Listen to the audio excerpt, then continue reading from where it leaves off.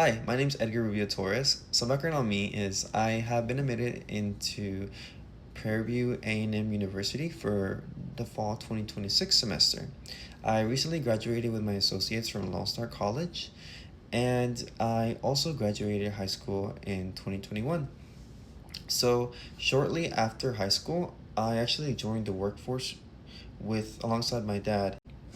However, on my journey of pretending to know what I was doing and not reaching out for help when I clearly needed it, I met this amazing person named Pascual. He was a chemical engineering student at the University of Houston.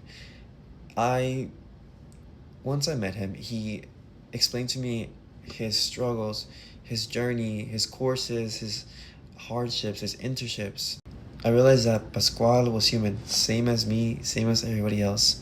However, getting to know him, understanding why the way he was, or who he was, and who he was becoming as a scholar, as a chemical engineer, as a professional, really motivated me because it's kind of those things where it's like you don't see it until you believe it, right? I knew scientists existed, I knew engineers existed. However, I had never been so close.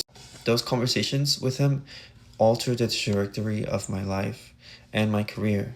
So, throughout my time in Lone Star, I sat and thought to myself, well, how many other students are sitting in the same place that I was, stuck, afraid, frightened to even raise their hand, ask for help? How many of them don't believe in themselves or their own capabilities? How many of them have settled or short?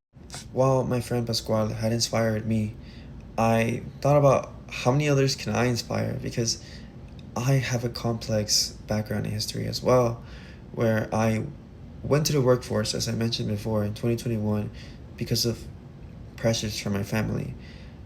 I didn't really get that option to immediately start community college. I was always told that I had to get a trade, I had to do something. And while me and the interim manager are coordinating together how to implement this program, for it has not been implemented yet, as we are still in communication in how I can participate, how we can kind of start a pioneer group, what exactly works for them, and what is exactly allowed through the college, right? I do believe that this program will be a great benefit because I am not the only one. And I want to be that person, the one who shows up specifically for community college students and tells them, you're not incapable, you're not quote unquote too far gone, and relate to them when they tell me, what's a minor? And I can tell them the same thing, like, wow, you know what? I was also confused on what a minor was in until 2025.